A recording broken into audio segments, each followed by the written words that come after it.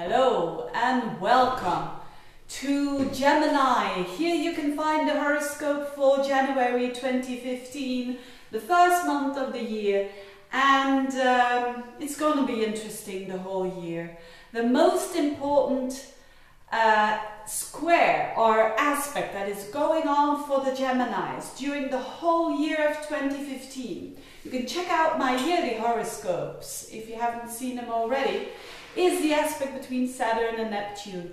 You are a mutable sign, so you are going to be in the picture because of this aspect, and I'm going to explain it a little bit, because every time two slow planets who are in an aspect are activated by a faster planet, like in this case Mars, during the month of January, then you will feel that the most. So this is happening now in January with Mars in Pisces, and you are a mutable sign, so you will feel it the most. I'm going to explain a little bit about colors as well, so hang on there, bear with me. And I'm going to explain, of course, about Mercury retrograde and a bit about Aquarius energy as well, because a lot of planets are in your fellow air sign.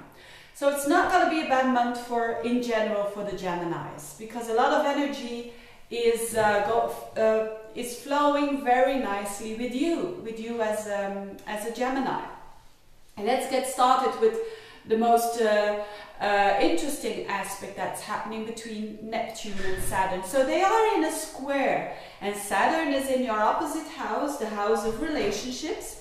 And Neptune is up there at the top of your chart when it comes to work, your social life.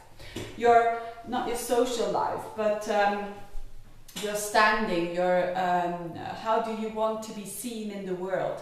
And what is happening is that those two planets during the whole year almost, but especially now in January, they're forming a square. And the square is a bit of tension, it's a bit of a paradox. Well, it's not a bit of a paradox, it is a paradox. And Geminis can deal well with that, because Gemini, normally they like the excitement, and if things are a bit boring, then they tend to fall asleep. So the tension is between Neptune, which is the dreamer, which is, yes, there is possibility, there is a vision, there is hope, I trust the universe, or I trust God. And the other planet, Saturn, is saying, hey, I want reality, I want feet on the ground, I want hard work, I want discipline. And am I gonna make it? I'm not gonna make it, I can't do it, I'm fearful. So these two planets are actually making a square. And that means for you it's happening in your 7th house and 10th house. So what does it mean? It means that actually, because you are a mutable sign, you can feel this at all key areas of your life. So this is relationships, work, home. But the Saturn is in the 7th house, so that's connections with other people, important connections, that is. And Neptune is in the 10th house. So with Mars being there at the top of your chart, it can mean that you can, there is probably with you some wishes that you have, considering probably work, or if it's not work, probably a relationship. There is some vision that you have, some dream that you have that you think is very difficult to accomplish. Now, whatever it is, this aspect, if you see that in a natal chart, for instance, this is an aspect that can make dreams come true. But as it is in a square, it's going to be a bit work there.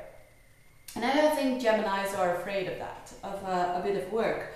But the thing is that it won't come all of a sudden. It will have, probably it won't come in January, whatever it is that you want to desire. But the thing is, or the trick is, that even though you do your work, you also stay trusting that the universe will deliver you exactly what you need.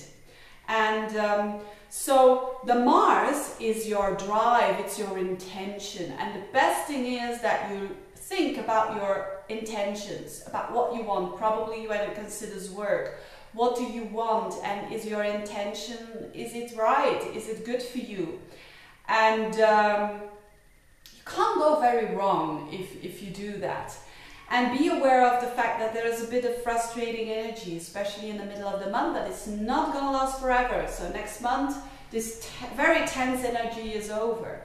So, there will be some tension when it considers to achieve your wishes, your dreams, because Mars is our drive, it's what we dream of, it's what we want.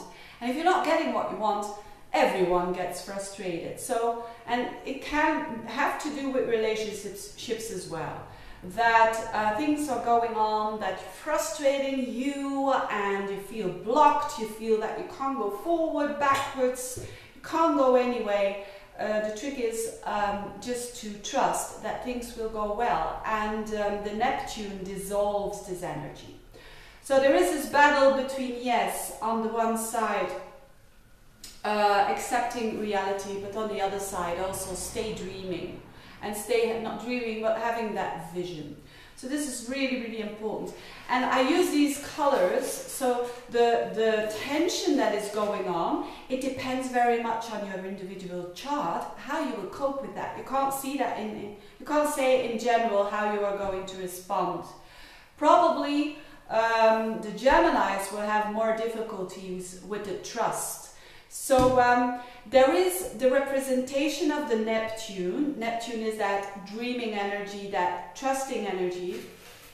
If you feel that you are the kind of person that lack that energy, so that you are too realistic, too grounded, you are too Saturn, in other words, you are fearful and you think it's never ever gonna work, then a good tip, it's just a tip because I just want to do something different, is wearing, if you're a man, wear something purple, or use purple in your environment, or if you're a woman, you can wear this amethyst. I think that's how you pronounce it.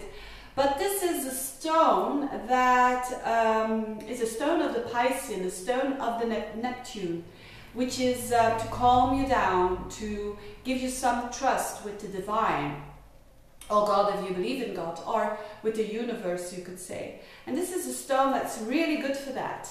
If you are the opposite, if you are someone who dreams too much, someone who's too high up there in the sky, and you want to become more realistic, you want to become more active, you lack a bit of courage, then you need to go to the stone which is more associated with doing, which is Mars, and with Saturn, which is a discipline. And then you can go to the red color or the brown color. This is a bit of red brownish color, and this is the stone Jasper.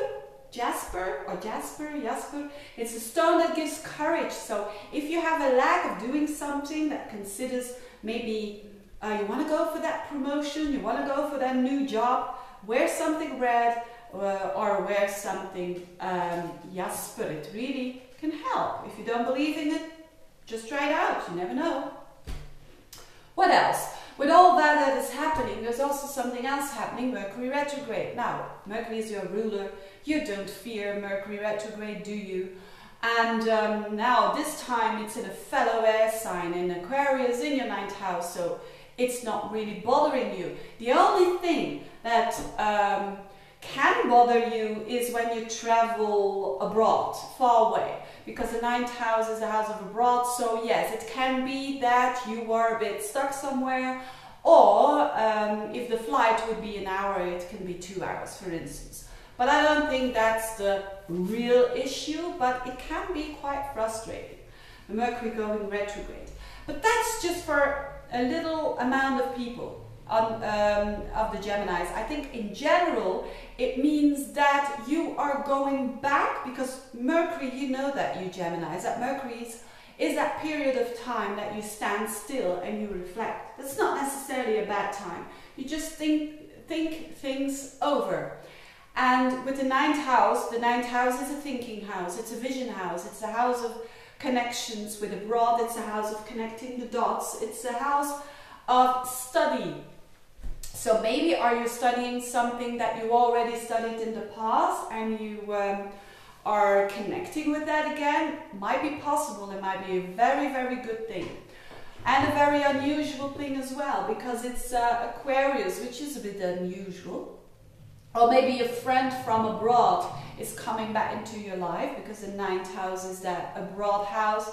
Or maybe you are going, it can be as simple as just reading a book that you already read, but that has to do with 9th house things like philosophy, law, astrology, and so on. So something that has to do with spirituality.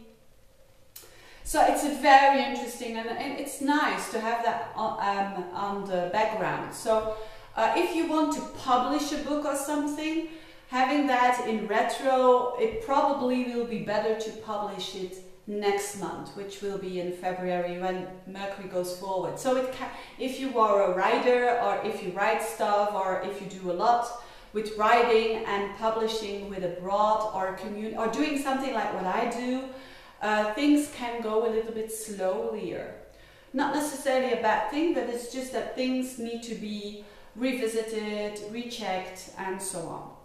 So, and there's also going to be a new moon there. So there are some new beginnings, maybe new friendships starting there, maybe new connections, or people that you already knew in the past are coming back into your life. But good people, you know, it's not that kind of person that you say, oh, no, I don't want to see that person ever again. So it's a very interesting month for the Geminis. I wish you all the best with it.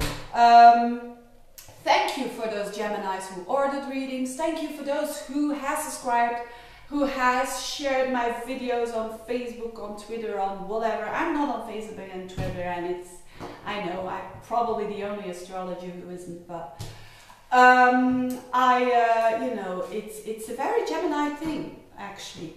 Facebook and Twitter, so you guys are probably good with that. But anyways, keep on watching, keep on sharing. Thank you for listening, and see you next month. Bye bye. Have a very good month.